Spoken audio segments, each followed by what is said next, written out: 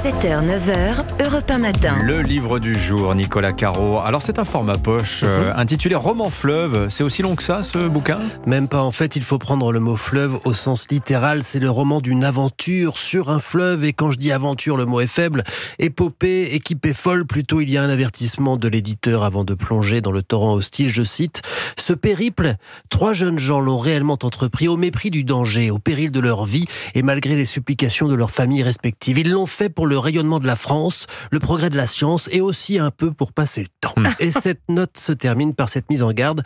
Cette aventure a été réalisée par des professionnels.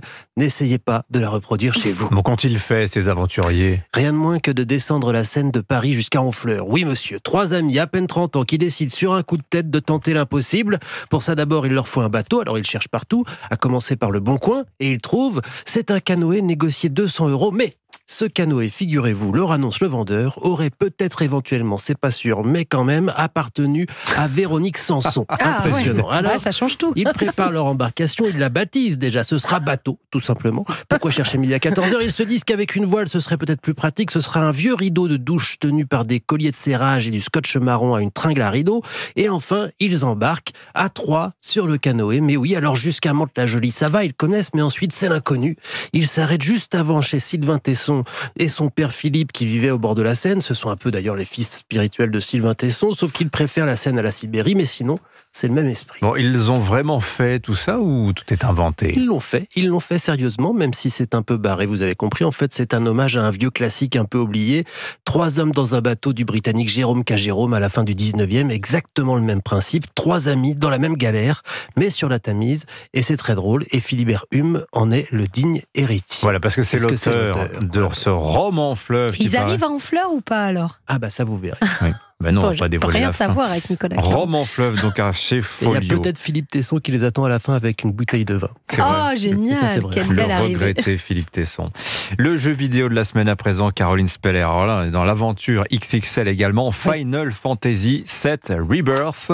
C'est le remake d'un jeu japonais culte et qui est l'un des titres les plus attendus de l'année sur PlayStation 5. Alors ceux qui avaient une PlayStation en 97 reconnaissent cette musique de Final Fantasy VII, le 2e jeu le plus vendu de la console Sony, le premier épisode de la saga en 3D, celui qui a popularisé la licence et démocratisé un genre peu connu chez nous à l'époque, le jeu de rôle japonais.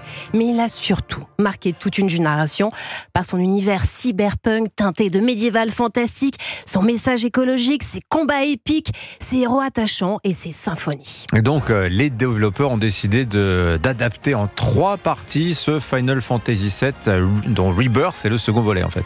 Oui, et Rebirth reprend la formule de 97, mais dans une version modernisée, déjà par ses graphismes. On passe de l'aspect polygone à un rendu quasi photoréaliste. L'exploration se fait maintenant dans un monde ouvert.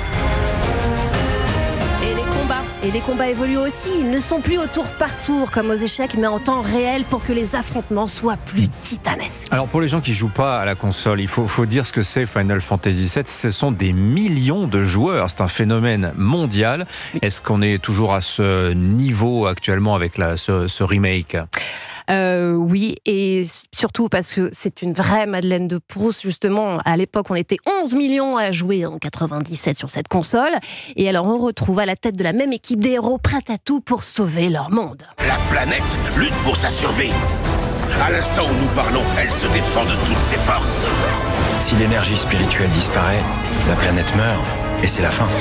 Nous pouvons surmonter le destin. Oui, pour affronter ce destin et la menace d'un des plus grands antagonistes du jeu vidéo, Sephiroth, on retrouve Cloud, un ancien militaire à l'épée gigantesque.